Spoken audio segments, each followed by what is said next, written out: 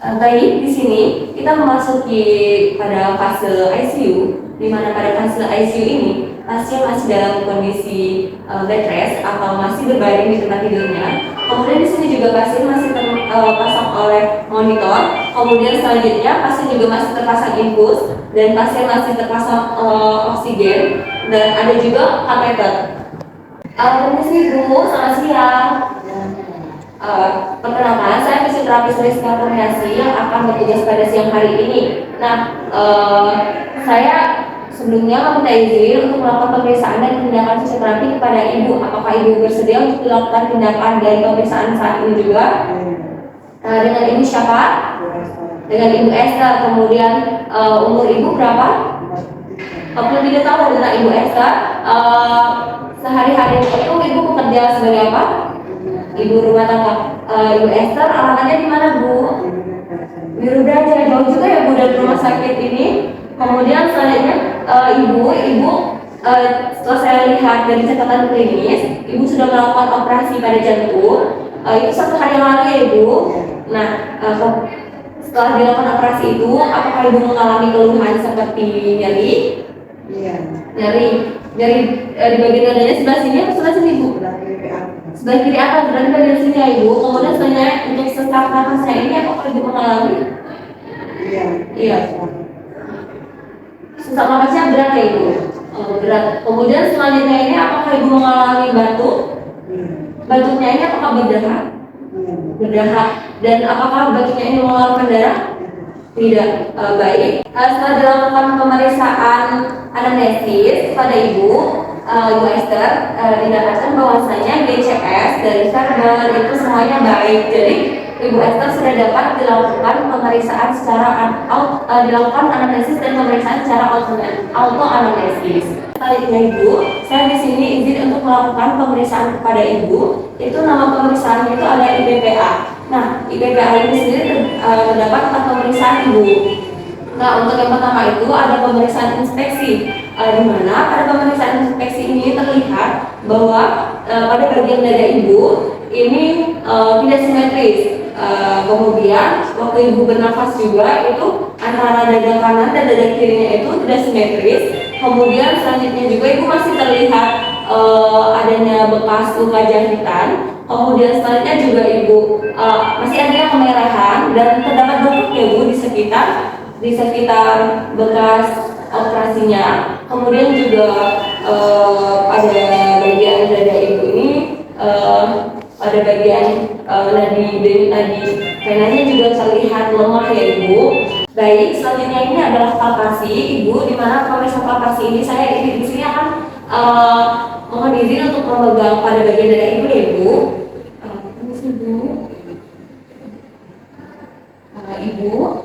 Ibu apakah dapat menoleh ke sebelah kiri? Baik.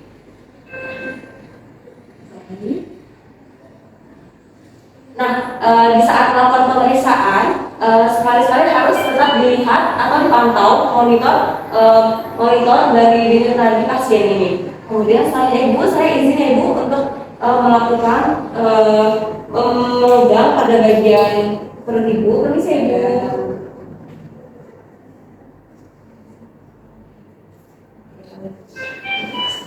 Baik, selanjutnya dari hasil palpasi yang saya lakukan, di mana ternyata pada otot bantu nafas Ibu ini mengalami spasme Ibu atau ketegangan. Jadi otot-otot pernapasan Ibu itu tegang. Kemudian selanjutnya juga di daerah bekas jahitan luka operasi Ibu itu terasa hangat Ibu. Kemudian juga adanya bengkak ya Ibu, tadi saya raba ada bengkak. Kemudian juga pada bagian ikus cordisnya ini tadi ikus cordisnya itu teraba sangat lemah Ibu. Nah, kemudian selanjutnya Ibu kita akan melakukan pemeriksaan, namanya itu pemeriksaan perkusi.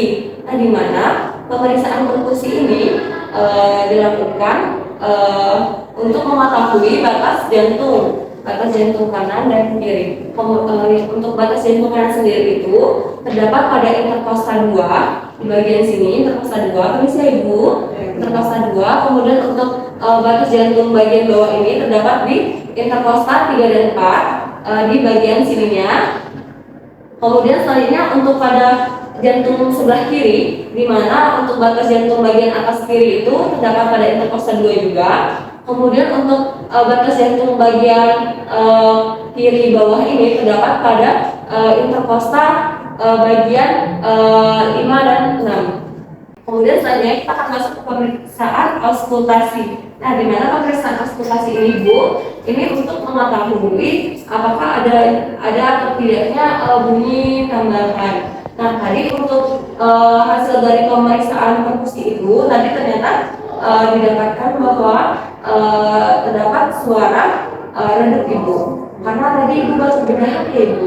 Jadi itu ada penumpukan sekutung atau biasanya disebut bedah, Ibu. Baik, Ibu, selanjutnya saya akan melakukan pemeriksaan auskultasi, di mana pemeriksaan ini untuk mengetahui adanya suara tambahan atau tidak pada kasus jantung Ibu.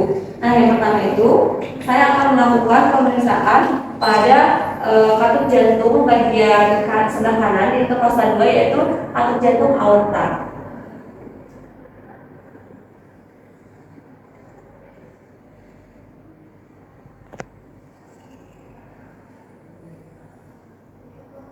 Kemudian selanjutnya itu ada katup jantung.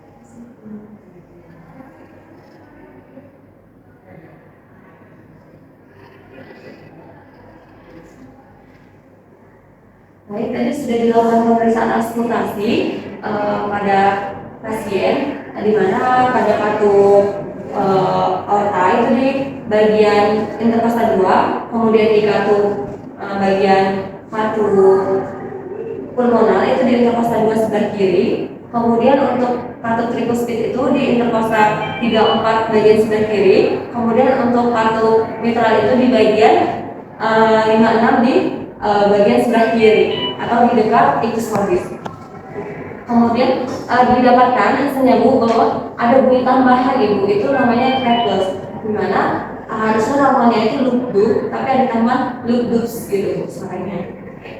Kemudian setelah melakukan pemeriksaan ini, saya akan melanjutkan untuk melakukan pemeriksaan spesifik, Ibu. Nah, pemeriksaan spesifik ini untuk mengetahui dari keluhan Ibu tadi, mulai dari keluhan Ibu seperti nyeri, kemudian sesak nafas, dan tadi Ibu sesak nafas ini. Nah, maka akan terjadinya penurunan pada sangkar toraks Ibu.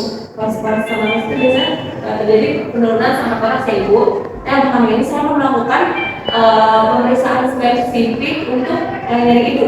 Nah, Ibu di sini saya mempunyai alat namanya ini FAST. Nah, FAST ini adalah visual analog scale, di mana jika di sebelah sini itu Ibu tidak merasakan nyeri sama sekali, tapi jika di sini itu Ibu merasakan nyeri sampai tidak tertahankan. Nah, Ibu nanti silakan Ibu geser kira-kira nyeri yang Ibu rasakan saat ini itu seberapa. Silakan Ibu.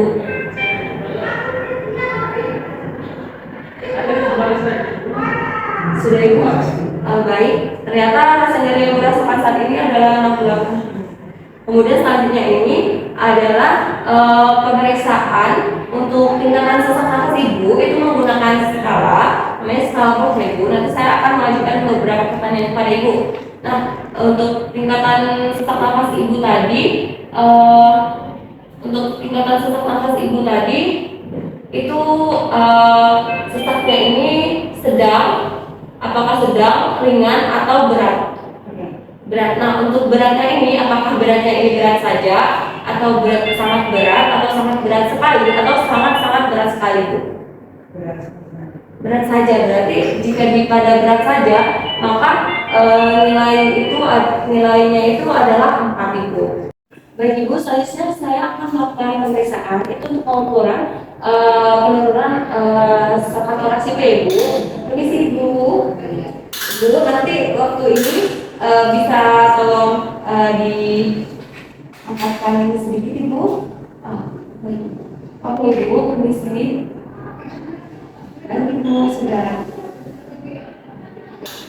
Terima kasih, Bu.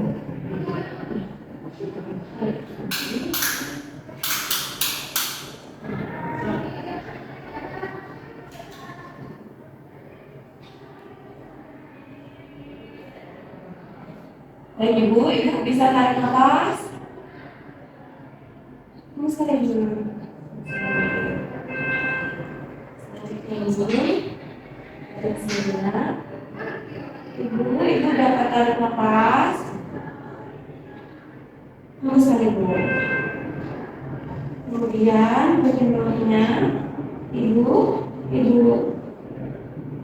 dapat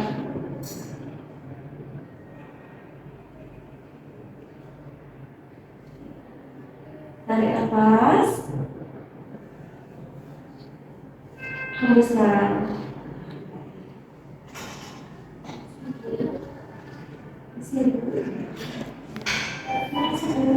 Kemudian setelah saya melakukan pengukuran dari ekspansi paras ini, ternyata didapatkan hasil bahwasanya untuk pengembangan setelah paras ibu ini tidak normal. Ibu hanya dapat mengembang sebesar 1 cm setiap titiknya Ibu.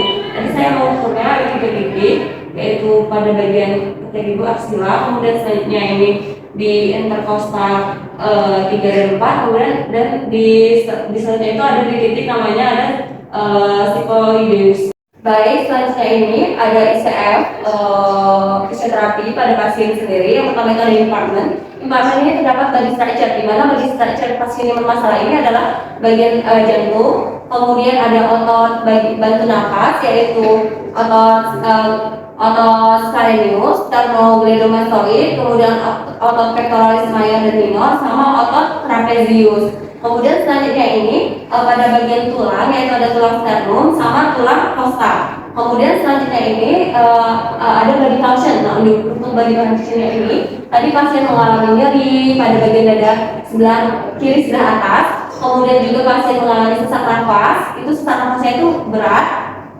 Kemudian juga pasien mengalami batuk, di mana batuknya ini batuk berdahak, dan juga pasien ini mengalami spasme otot pada otot bantu nafasnya. Kemudian juga pasien mengalami keterbatasan ekspansi nafasnya. Kemudian selanjutnya ini ada functional limitation. Untuk functional limitationnya ini sendiri, pasien belum dapat nyeri kanan dan kiri, kemudian pasien belum dapat duduk, pasien juga belum dapat berdiri, berjalan, kemudian juga pasien belum dapat ke kamar mandi sendiri, dan untuk makan pun pasien masih dibantu oleh keluarga. Selanjutnya untuk disability atau participation restriction ini, di mana pasien tidak dapat pergi ke arisan, kemudian pergi gotong royong, kemudian juga naik motor, naik mobil.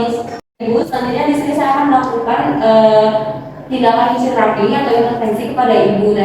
Setelah melakukan pemeriksaan tadi ya Bu. Nah, sebelum melakukan intervensi kepada pasien, dapat dilihat terlebih dahulu monitor pasien apakah normal. Nah, jika normal berarti pasien dapat dilakukan tindakan fisioterapi atau diberikan intervensi, latihan intervensi.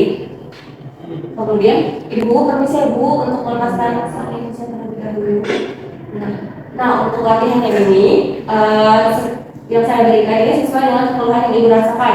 Nah, tadi Ibu kan merasa nyeri dada, kemudian sesak napas, kemudian juga Ibu mengalami penurunan sangkat toraks, dan adanya batuk berdahak atau penumpukan sekutu Ibu atau dahak Ibu. Kemudian selanjutnya ini, yang pertama itu saya akan memberikan latihan namanya breathing exercise. Nah, untuk breathing exercise ini, dia ini bertujuan untuk mengurangi sesak nafas Ibu. Ibu tadi kan merasa sesak nafas Ibu. Nah, kemudian selanjutnya ini, untuk latihannya ini Ibu dapat tarik nafas, kemudian hembuskan ini 3-5 kali. Nah, atau sesuai toleransi yang Ibu atau sesuai toleransi Ibu. Jika Ibu sudah tidak sanggup, maka boleh kita akan berhentikan latihan ini. Baik Bu, mari kita mulai. Tarik nafas Ibu, hembuskan. Tarik nafas Ibu, hembuskan. Tarik nafas Ibu, hembuskan. Ibu ada yang merasa nyeri, mual, pusing? Tidak, baik, tidak. Kalau tidak, maka apa kita akan lanjutkan ke latihan kedua. Yang kedua itu adalah diaphragmatic breathing, dimana untuk diaphragmatic breathing ini nanti ibu tarik nafas juga seperti tadi, kemudian selanjutnya ibu akan hembuskan lagi, tapi nanti saya akan memberikan tekanan pada bagian dada ibu. Nah, tekanan ini saya menggunakan tangan saya ibu. Baik ibu, untuk tujuannya ini, tujuan diaphragmatic breathing ini adalah untuk mengurangi daripada dada ibu tadi ya ibu. Baik ibu, dia ini bisa dilakukan 3 sampai 5 kali atau sesuai toleransi ibu.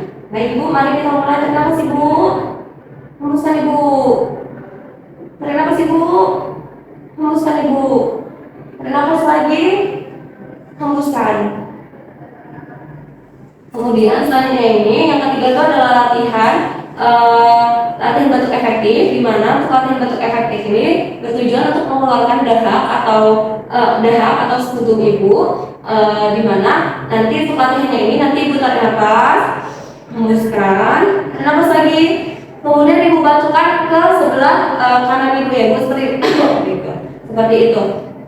Dia ini dilakukan 3 sampai 5 kali juga terus sesuai toleransi ibu ya bu. Baik ibu, mari kita mulai. Tarik nafas ibu, hembuskan. Tarik nafas ibu, batukan ke sebelah kanan ibu. Baik, lagi ibu. Tarik nafas ibu, hembuskan. Tarik nafas, kemudian batukan ibu. Baik, lagi ibu.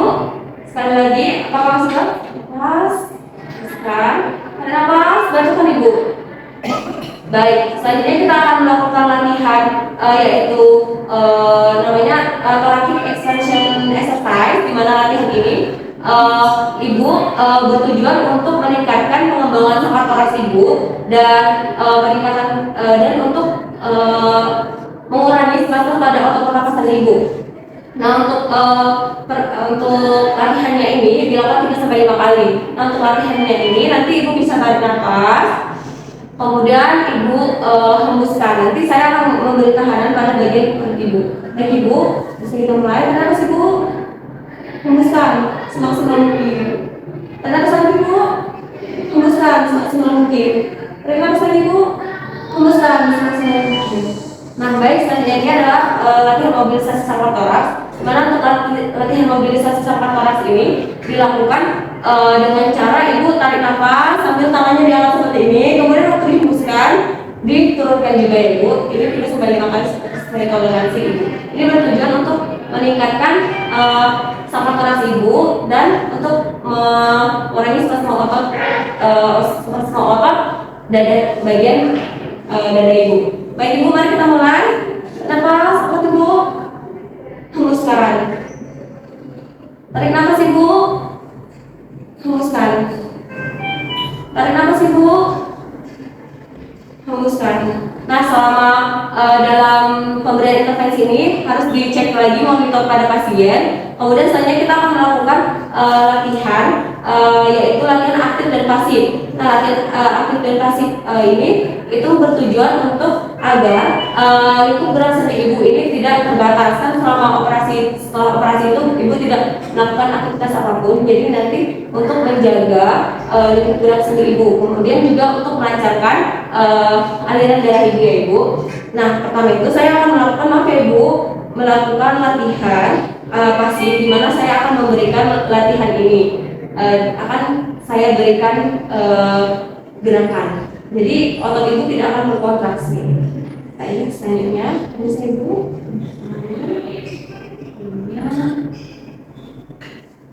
Kemudian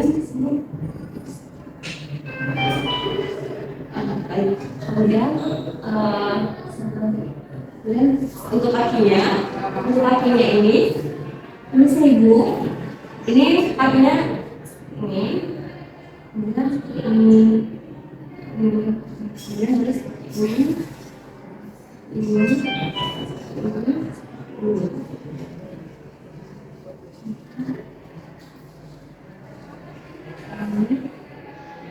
Baik ibu, setelah itu ibu bisa melakukan gerakan yang saya berikan tadi secara mandiri ibu. Silakan ibu.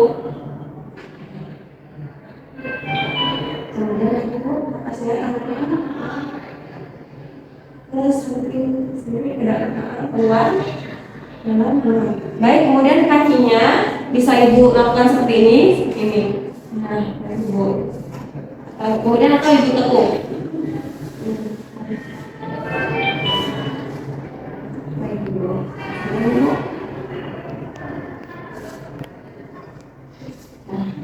Baik Ibu, untuk latihan hari ini cukup ya Ibu. Nah, setelah melakukan latihan, saya ini akan melakukan evaluasi kepada semua keluhan Ibu. Apakah terdapat penurunan setelah saya lakukan latihan kepada Ibu, atau setelah saya lakukan intervensi kepada Ibu. Nah, yang pertama itu untuk nyeri. Nah, untuk nyerinya ini saya ingin mengetahui, apakah ada penurunan rasa nyeri pada bagian dada Ibu. Baik Ibu.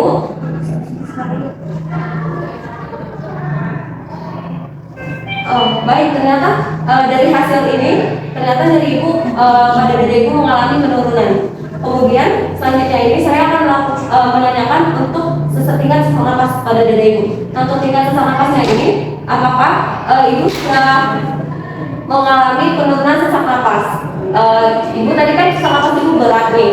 Nah, kemudian saya ingin menanyakan sesak napas ibu ini sekarang ada pada ringan, sedang, atau masih berat ibu?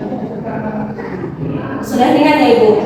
Baik, ternyata terjadi penurunan ya Ibu pada tingkat sesak napas. Kemudian selanjutnya saya akan mengukur pada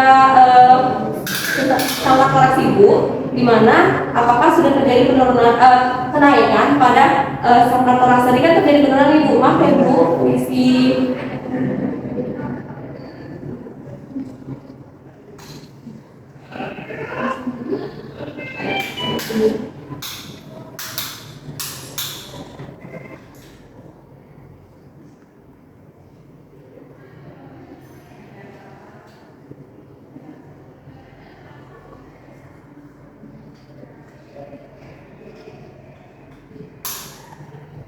Ibu bisa tarik nafas dulu. Masuk Ibu.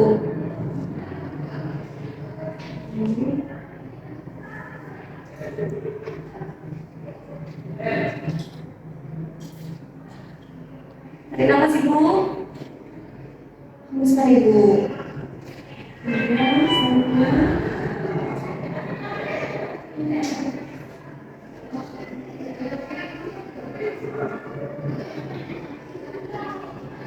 Tarik nafas Ibu. Hembuskan Ibu. Nah Ibu, jadi untuk hasil dari pengukuran sesak napas Ibu, alhamdulillah ternyata mengalami peningkatan. Tadi 1 cm ya Ibu hanya bisa untuk jaraknya itu, sekarang sudah meningkat 1 cm lagi. Jadi peningkatannya ini ada 2 cm. Nah, kemudian di sini saya selanjutnya akan memberikan edukasi kepada Ibu nanti. Jika Ibu bisa dan mampu untuk melakukan latihan yang saya berikan tadi, Ibu bisa nih melakukan gerakan-gerakan kecil seperti gerakan tangan agar nanti tidak kaku. Kemudian juga Ibu harus bisa ya Bu membatasi gerakan Ibu, jangan miring-miring seperti itu ya Bu, karena ini nanti dapat membuat luka pada bagian sisi Ibu. Kemudian selanjutnya ya juga Ibu bisa selanjutnya itu juga bisa memperhatikan gerakannya tadi Ibu. Kemudian Ibu juga dapat memperhatikan jika Ibu melakukan latihan, Ibu dapat